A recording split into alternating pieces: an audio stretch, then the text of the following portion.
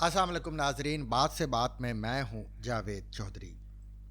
سامعین، آج 3 بڑے اہم اور بڑے سلگتے سے ایشوز ہیں جن پہ میں آپ سے مختصر سی بات کرنا چاہوں گا۔ پہلے تو جیسے آپ کو پتہ ہی ہے کہ غزہ میں اور اسرائیل کا جو تنازع چل رہا ہے اس میں اسرائیل نے باضابطہ طور پہ یمن پہ بھی حملہ کیا، اس نے قطر پہ بھی حملہ کیا اور اس سے اس کے عزائم ہمیں نظر آ رہے ہیں۔ اس پہ تھوڑی سی معلومات جو مجھے مختلف ذرائع سے جیسے BBC، CNBC اور CNN سے جو مجھے ملی ہے، یا جو میں نے آرٹیکل یا اداری آرٹیکلز پڑھے ہیں یا کچھ کالمز پڑھے ہیں، وہ میں آپ کے ساتھ مختصر سے شیئر کروں گا۔ دوسرا جو بڑا اہم ایشو ہے وہ ہے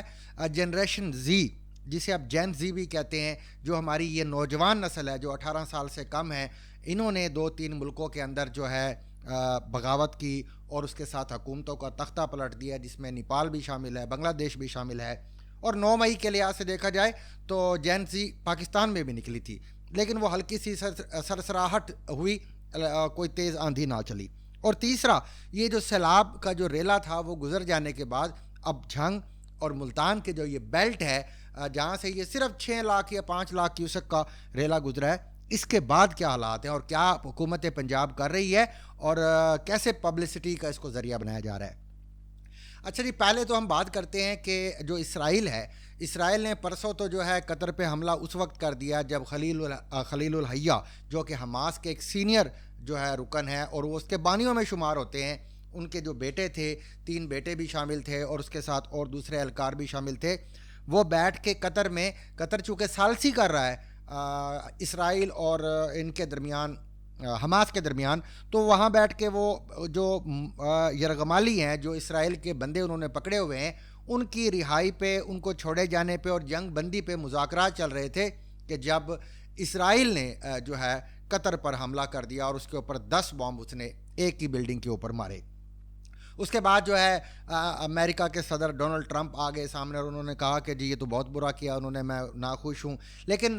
میں نے تو جو ہے نا اسٹیو وٹکوف کو کہہ دیا تھا کہ آپ ان کو اطلاع کر دیں کہ اسرائیل ایسے ایسے حملہ کرنے والا ہے، لیکن بدقسمتی سے وہ اطلاع جو ہے نا ٹائم پر نہ ہو سکی۔ جبکہ جو قطر کے جو ہے وزیر خارجہ اور قطر کے جو امیر ہے، ان کا یہ کہنا تھا کہ حملے سے 10 منٹ کے بعد ہمیں یہ اطلاع ملی کہ آپ پر حملہ ہونے والا ہے۔ اس سے پہلے ٹرکش انٹیلیجنس نے، ترکی کی جو تھی خفیہ ایجنسی، اس نے جو ہے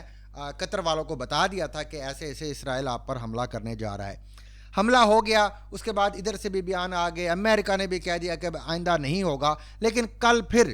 تو اس نے یمن پر حملہ کر دیا۔ اور جو یمن پہ جو حوثی باغی ہیں وہ چونکہ آپ کو پتہ ہے کہ وہ ایران کی طرف جھکاؤ رکھتے ہیں،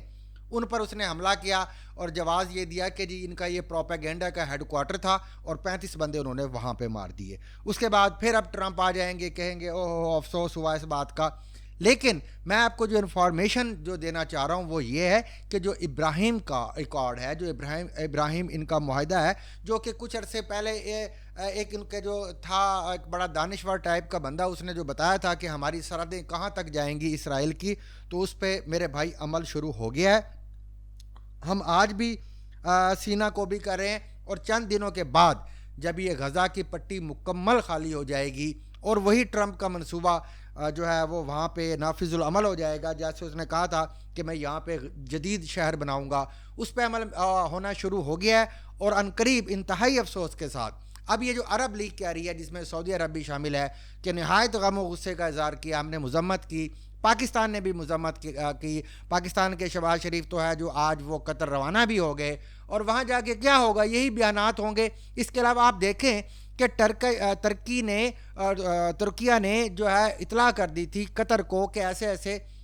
آپ کے اوپر اسرائیل حملہ کرنے جا رہا ہے۔ اس کے باوجود وہ یہ کہہ رہے ہیں کہ ہمارے پاس ایسا کوئی نظام نہیں ہے کہ ہم وہ اسرائیل کے جو میزائل آتے ہیں یا جو ان کے بم آتے ہیں ہم ان کو روک نہیں سکتے۔ یہ آج ہماری مسلم امہ کا حال ہے۔ اور یہ وہی قطر ہے جس نے ٹرمپ کے استقبال کے لیے وہاں پہ آپ نے دیکھا ہوگا کہ بہت انہوں نے وسیع انتظامات کیے تھے، لیکن اب جو نیو ورلڈ آرڈر ہے اس کے تحت ہماری جو مسلم امہ ہے، جس کو ہم کہتے ہیں سو کالڈ، یا پھر عرب لیگ ہے یا OIC ہے، میرے خیال یہ بیان کے حد تک رہ گئے ہیں اور بس غم و غصے کا اظہار کرنے رہ گئے ہیں اور چند بیانات دینے کے لیے رہ گئے ہیں، اس کے علاوہ اور کچھ نہیں ہے۔ اگلی جو خبر ہے وہ ہے جو اس سے بھی بڑی ہے، جو ساؤتھ ایشیا کی ہے۔ ساؤتھ ایشیا میں جین زی یعنی جنریشن زی، جو کہ نوجوانوں پہ مشتمل ایک نئی ہماری جو پود ہے، یوتھ جو ہے، انہوں نے آ کے، اور دیکھا جائے تو انہوں نے جنریشن زی نے، اس جین زی نے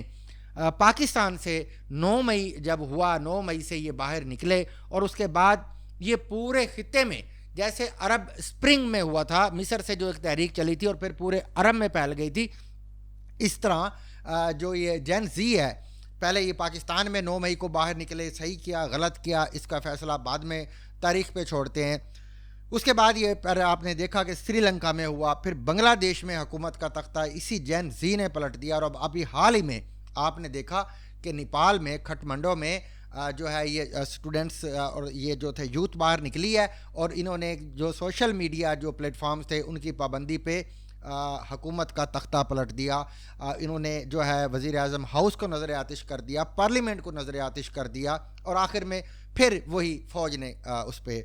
جو ہے اقتدار پہ جو ہے نا، قبضہ تو نہیں کہا جا سکتا، کنٹرول سنبھال لیا۔ اب آپ تھوڑی سی اگر تاریخ دیکھیں، اگر عرب اسپرنگ جو تھا اس میں یہ کہا گیا تھا کہ جی جو حسنِ مبارک ہے 20 سال سے بیٹھا ہے، اس کے مقابلے میں جو ہے مرسی کو آگے لایا گیا، اس کو بہترین اس کی پروجیکشن کی گئی، جین زی باہر نکل کے آئی، اور اس کے بعد اس کا خاتمہ کر دیا گیا، اور پھر مرسی جو تھا وہ وزیر اعظم بن گیا، اور جو ہی وہ وزیر اعظم بنا تو کچھ ہی عرصے کے بعد پھر اس کو وزارت عظمیٰ سے ہٹا دیا گیا، پھر اس کو جیل میں بند کر دیا گیا، اور پھر وہ انتقال بھی کر گیا۔ اس کے بعد پھر آخر کار فوج نے وہاں کا کنٹرول سنبھال لیا۔ اسی طرح جو ہے بنگلہ دیش میں ہوا، بنگلہ دیش میں بھی یہ جین زی باہر نکلی ہے، اور انہوں نے نکل کے جو ہے خالدہ حسینہ واجد کو ملک سے بھاگنے پہ مجبور کر دیا، ایک وزیر اعظم کو، اور وہ ویسے بھی ایک جابر حکمران تھی، بہت عرصے سے وہاں پہ وزیر اعظم آ رہی تھی، اور کووڈ کے بعد چونکہ وہاں پہ جو تھی، آپ کو پتہ ہے کہ بنگلہ دیش کی جو معیشت ہے وہ ساری ریڈی میڈ جو ہے گارمنٹس پہ چلتی ہے، اور کووڈ کے دوران وہ بالکل بند ہوا، 20-30% لوگ جو ہے بے روزگار ہو گئے، اور اس نے بجائے کہ روزگار کے کوئی جو ہے سلسلے، کوئی ٹھنڈی کھڑکی، کوئی ہوا کا دروازہ، کوئی روزن کھولنے کی بجائے اس نے سختیاں شروع کر دی، اور اس نے ایک اپنی فورس بنائی ہوئی تھی جو بنگلہ فوج سے بھی زیادہ طاقتور تھی، جو اس کی اپنی فورس تھی۔ تو آخر کیا ہوا، جین زی نکلی، وہ بھاگنے پر مجبور ہو گئی، اور آخر میں پھر جو ہے جنرل صاحب آ گئے۔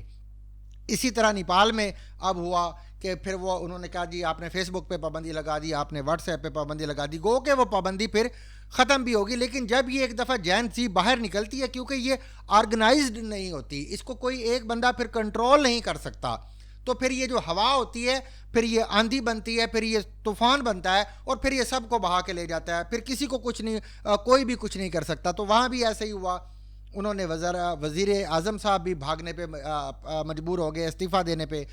پارلیمنٹ کو بھی آگ لگا دی، اور اس کے بعد پھر جنرل صاحب آ گئے۔ اب یہ اگر دیکھا جائے تو ہمارا جو ساؤتھ ایشیا ہے، یہ جو جنوبی ایشیا ہے، اس میں جنرلی جو ہے نا ایک بے چینی کی کیفیت پائی جا رہی ہے، اور اس بے چینی کی جو ایک کیفیت ہے، اس میں اگر دیکھا جائے تو ہماری یہ جو نئی نسل ہے، یہ جو جین زی جس کو ہم کہتے ہیں، جنریشن زی جو کہتے ہیں، اس کے لیے چونکہ ہم نے کوئی مواقع پیدا نہیں کیا۔ ہم اگر پاکستان میں بات کریں تو یہاں پہ کسی بھی سیاسی جماعت میں یوتھ کے لیے جو ہے نا کوئی ایسا علیحدہ پراپر فورم نہیں ہے۔ ہم نے جو ان کی یونینز ہیں کالجز میں، سکولز میں، ان پہ بھی پابندی لگائی ہوئی ہے۔ ہم نے ان کے لیے کوئی ایسی ایکٹیویٹی چھوڑی نہیں ہے جس میں ان کو کوئی جو ہے نا کوئی ٹھنڈی ہوا آ سکے، کوئی کھڑکی نہیں کھولی ہوئی ہے، ماں سوائے اس کے کہ ہم ان پہ صرف یہ ایسا کرنا ہے، ایسا کرنا ہے، اور جبر کرتے ہیں، پولیس کا استعمال کرتے ہیں، اور یہ جو ایک انریسٹ ہے، یہ جو ایک بے چینی ہے، پھر یہ ایک لاوا بنتا ہے، اور لاوا بننے کے ساتھ آپ نے دیکھا کہ 3 ملکوں کے، سری لنکا کا تو پھر بھی آپ دیکھیں، انڈونیشیا اور سری لنکا میں تو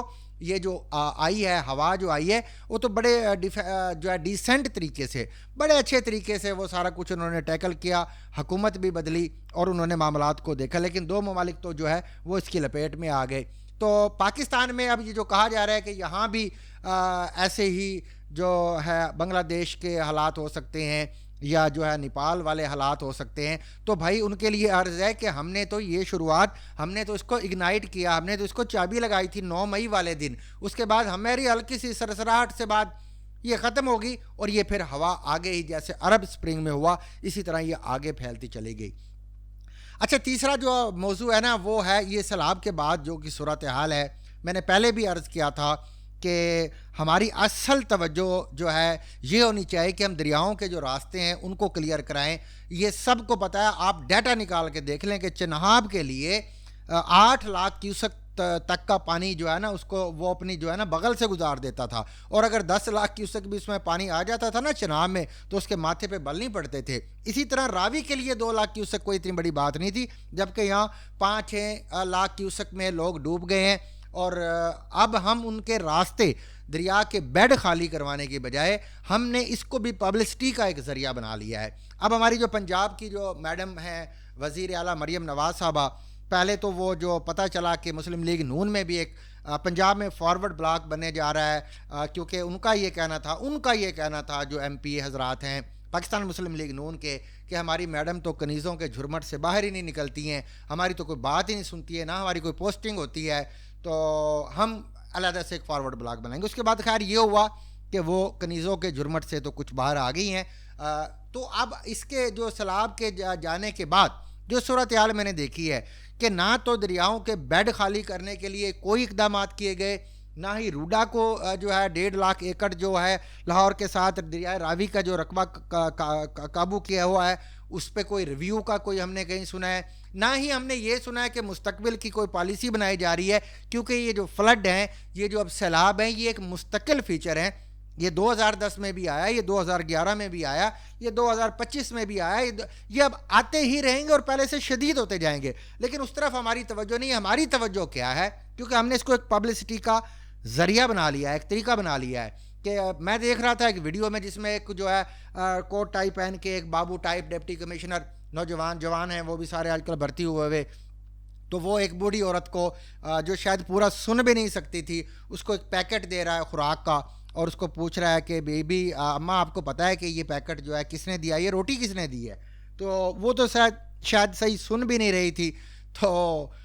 उसको नहीं पता था किसने दिया। तो कहता है ये अम्मा जी आपको जो है ना मरियम नवाज़ साहबा ने भेजा है, पंजाब की वो जो वज़ीर आला हैं, उनका फ़ोटो भी ऊपर लगा हुआ था, पैकेट पे नाम भी लिखा हुआ था। और भाई ये आप जो है इसको आपने पब्लिसिटी का ज़रिया बनाया है। वो डिप्टी कमिश्नर, आप मुझे बताएं कि चनाब दरिया का आप हमारा वाटर एक्सपर्ट्स का हाल देख लें, उनको अभी तक यही नहीं पता होता कि कहाँ से जो है बंद को ब्रीच करना है, कहाँ से बंद तोड़ना है, कहाँ से नहीं तोड़ना है। मुल्तान के लोगों का शिकवा है कि बंद जो तोड़ने का जो फैसला ताख़ीर होने के बायस हम सारे तबाह हो गए हैं, और फिर इसके अंदर भी कहा जाता है कि पॉलिटिक्स का शुमार हो गया कि कुछ बंदों को छोड़ दिया गया कि ये हमारा इलाका है,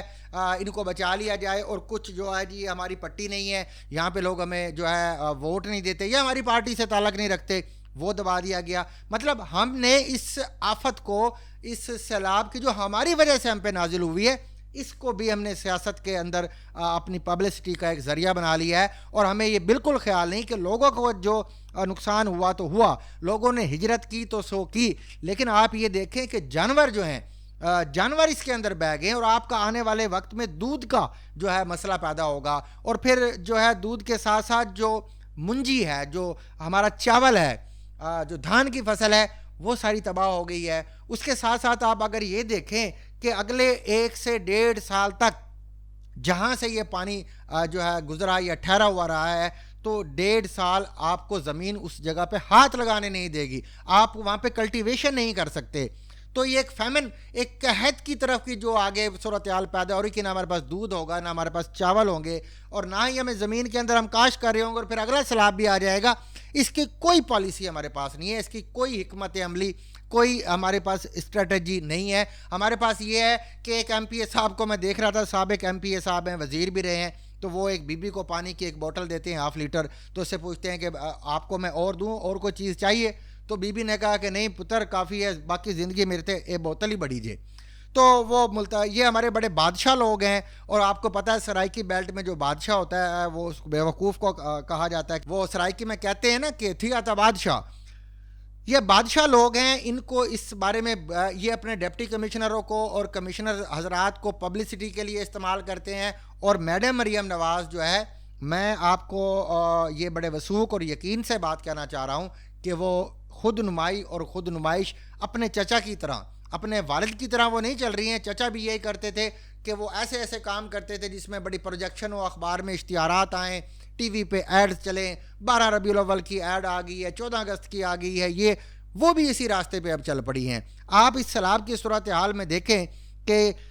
سوائے اس کے کہ پبلسٹی کرنے کے کہ وہاں سے امرود لے کے کھا لیے, بھٹو صاحب کی کاپی کر لی یا اپنے چچا کی کاپی کر لی, تو ان کی اپنی ذاتی جو تھی. اور اس کے بعد ایک اور آفت انہوں نے نازل کر دی ہے کہ پولیس کو فری ہینڈ دے دیا ہے کہ جی آپ بندے بھی مار سکتے ہیں. تو اگر اس کو گڈ گورننس کہا جاتا ہے تو میرے نہیں خیال کہ اس میں کہیں گڈ ہے. اور ہمارے پاکستان کا جو المیہ ہے, کیپ ان مائنڈ, یہ کرپشن کے ساتھ ساتھ جو ہے ایک نااہل, ہمارے پاس کوئی لیڈر ہی نہیں ہے. پھر اگر سیاسی لاٹ جو ہوتی ہے اگر وہ فیل ہو جاتی ہے, وہ ناکام ہو جاتی ہے, تو الٹیمیٹلی کیونکہ اس کا کوئی دوسرا راستہ نہیں ہوتا ہے اس کے علاوہ, پھر جنرل صاحب نہیں آنا ہوتا ہے, پھر اکبر بھائی نہیں آنا ہوتا ہے. اور ابھی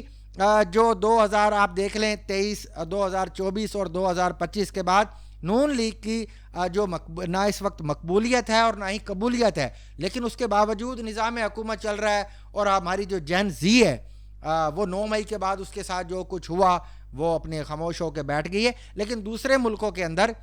یہ ہوا طوفان بن چکا ہے, یہ آندھی آ چکی ہے. ہمیں بھی چاہیے, ہمارے جو حکمران ہیں ان کو تھوڑا غور کرنا چاہیے کہ اگر یہ جین زی نکل آئی تو پھر یہ کسی سے کنٹرول نہیں ہوگی. اور یہ نہ ہی کوئی ٹویٹر سے چلتی ہے, نہ ہی یہ کوئی فیس بک سے, نہ ایکس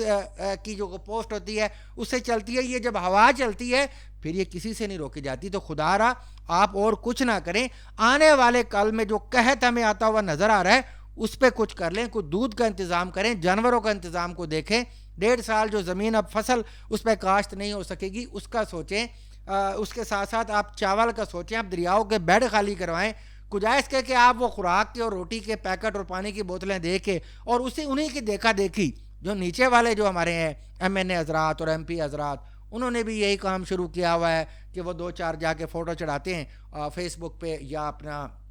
مختلف سوشل میڈیا پلیٹ فارمز پہ اور کہتے ہیں کہ دیکھیں جی ہم تو مصیبت کی اس گھڑی میں اپنے بھائیوں کے ساتھ تھے. یہ جو سارے ہیں یہ احمقوں کی جنت میں رہ رہے ہیں.